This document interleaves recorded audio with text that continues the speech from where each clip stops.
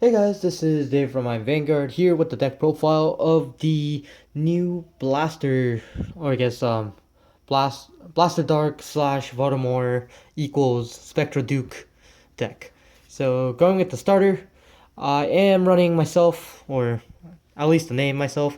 I'm running one of David as a starter. Because the reason why I run David as a starter over the new Flu Bow or any of the other stuff is because of the fact that I do get into the one stride that needs David early game, so I do run David, and of course the stride lineup I will show you, and you'll probably understand why. But I do run Urgeyser as my first Vanguard stride, and I feel like David is really efficient just because of that. And of course, I'll just not just because of that, but any other cards that have abilities of being two costs for one monster is always beneficial. So I do run David.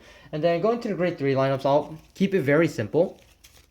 I do run 4 of the Voldemort. Oh yeah, I did miss this because Spectral Duke was one of my favorite decks at the time. But I do run 4 of the Whirlwind of Darkness, Voldemort Diablo.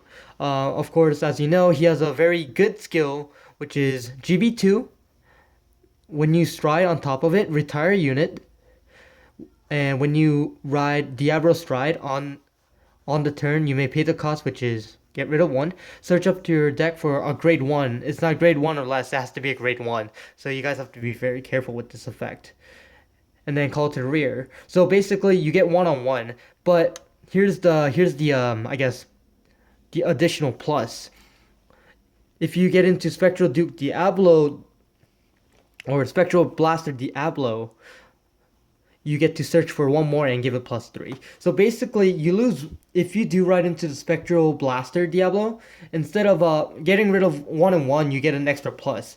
And then of course on ride ability, it has Counterblast, Soul Blast 1, and then you can search for a grade 1 call to the rear. So basically, if you think about it, it's like one of those it's like the castle card except it has a better effect. So I do run 4. Voldemort is really nice just because when the people play grade 2 game on you, or I guess when they don't have a grade 3 is what they say. But you just ride into Voldemort, get an extra card to beat down, and then you just keep doing that. So I think Voldemort is really helpful just because of just getting those extra cards is really nice. Of course, you do have to be careful what you filter. And then, of course, I still run the 4 Blaster Dark Diablo. The reason why I do run Blaster Dark Diablo is one, its GB2 skill is really good because it's any blaster stride, so you can just pay a 0 and stride, so which is really nice. And then on stride ability on Blaster Dark Diablo, you can retire one of their units, which it's a very good finishing turn. So I think running 4 Spectral Duke Diablo is good. Honestly, I thought this was bad, but there was many situations that Blaster Dark Diablo was very needed. So I feel like running 4 is really beneficial for the deck. And going to the grade 2 lineups, very easy. I do run 10 grade 2s, and I do run 4 of the Dark Saga Painter is what it's called.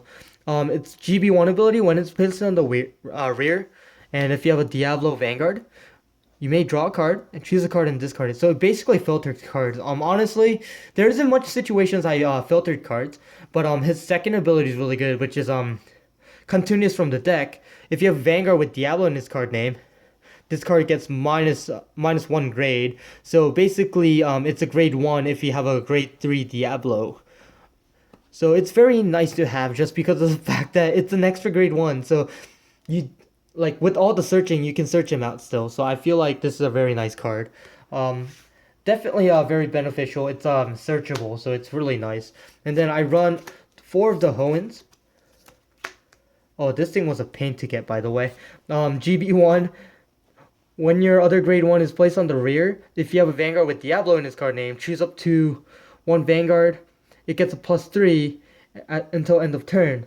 Then unit gets if one of the units was placed Black Chain Spirit, Dance Formation Kaiden, counter Soul Charge and Counter Charge. So it's a very it helps you unflip, and I know that there is other cards that unflip, which is the Dorian and the Claudius combo, but I do prefer this combo much better just because of the fact that it gives you a soul. And then, of course, it gives the power to the Vanguard, which is a restanding Vanguard, so more power is the better. So I do run 4. And I was running Blaster Dark as a grade 2, but I'm probably switching this lineup more, but I'm running 2 of the Dorians at the moment, just because it's an 11k attacker when you have a Blaster in the Vanguard name. Yeah, of course, you can't use it when Diablo's there, but like most likely you're going to stride when you have them. So I feel like that running these for now was a good idea, but I did order some Makas, so I'm definitely gonna give those a try. The reason why I want to run Makas is because I want to combo with him and the Kaiden. So if I use Maka's effect, have him on the field on a stride turn or GB1 turn, and then search for Kaiden, Soul Charge, on flip, and then you basically paid 1 cost to get another unit. So I'll basically make it a sword me if I can get the combo off though. So it's very situational, but for now I do run 2. I do plan to switch up in the future. So I do run 2 Dorians at the moment. Ooh. I haven't done deck profiles for a while. Going to the, I guess, the grade 1 lineup, I do run 4 of the Karma Collectors. Karma Collector is nice just because you can unflip damage, and you know, unflipping damage in this game is very beneficial, especially for this deck. And that's more the reason why I want to use Maka, because I actually had a lot of counterblast open every time I went through the game, so Maka will be definitely helpful. And then I do run 4 Kaidens. Kaidens, as you know, if you use them as a tribute on the rear, and if you have a Diablo into end of turn, it gets +5 additional when this and it gives the Vanguard additional effect when this unit attacks the Vanguard or hits the Vanguard. Search your deck for a grade 1 call to the rear, shuffle your deck, and if you have a Black Chain Dance Formation Hoel in the field on the rear, the unit called gets +5. So basically, if you get another grade 1, it gets an extra power boost. It's more of a it's like more of a trade-in is what I feel like. So it's not a bad thing. So I kind of like it. It's more of the reason. It's more of an unflipper to me. So I do like running 4 of it. So I do run 4. It does have an extra ability, which is nice. I'm running 3 of the Stride Enablers, Cherish Knight, Brawling or whatever. But yeah, I do run 3 because I did want to run 4, but I didn't have enough space. And most likely I do run 3 because of the fact that this is a stride deck and I do need to stride more often. So I do run 3. I do run 2 Darkheart Trumpeter. Darkheart Trumpeter in this deck is probably the best card. Even though it is the best card, I can't run more than 2 just because that my space is very tight for other stuff. And then of course, Soul Blasting is also a thing, but its effect, if you Soul Blast, I can search for another grade 1 if I have a grade 3 Blaster in its card name, which every stride turn it does have Blaster anyways. So most likely this is probably the better card to run, but it can search for grade 1 or less. So I feel like this is a very nice card because I can search for the stand triggers with this, or I can search for the grade 2 because it's technically a grade 1 in the deck. So it makes a 16k column. So it's a very nice card. And also it has to have a Blaster in the name, so I'm very careful with playing this because of the fact that Voldemort isn't a Blaster. It's just Diablo. So I do be careful with the effects for those of you guys that don't know it. And then, of course, I do run 2 Charons just because it's an extra tribute. But I am thinking of switching this around just because of the fact that it does have to have a Blaster in the name. And I mean, most likely if you stride into the Spectral Blaster and stuff, it's really good. But you know, like I said, it's more of the thing I have to be careful with the name. So I only do run 2 Charons. I'm thinking of switching it up a little bit, but I'll have to see how it goes. And then going to the trigger lineup, very simple. I do run 4 heals because heals are nice, and I like the new looking heals instead of the little doggies that they had. So I do run 4 heals. And then I know for me it's very special to run this, but I'm running 4 crits at the moment. And it's the last trigger lineup that's really different, but I do run 8. I'm running this because it's shiny and I couldn't get rid of it, so. And then I do run 4 stands, which is weird, but at the same time, I do have a reason for running stands. It's not because I want to use the stands like it's because I wanted to use the stands ability because this is technically a David and it goes back to D deck. So basically, I'm taking out all the, I guess, out of 16. So minus 16 or minus 16. I'm trying to keep everything on the drop zone hand and try to put much as triggers in the deck. So this is very helpful. In some situations, I think the stand triggers actually threw off a lot of players when I was playing today.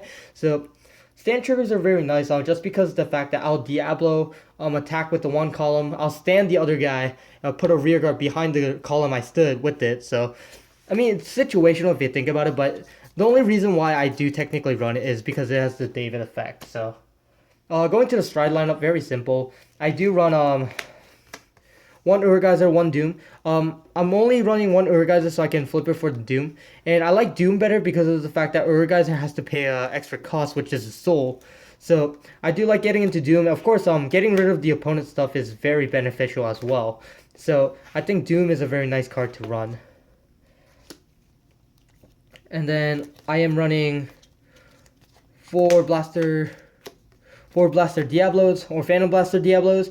I do run 4 because of the fact that the 2 Spectral Duke Blasters only do need to flip anything. It doesn't have to flip itself. And I feel like Diablo is just a very good card to flip.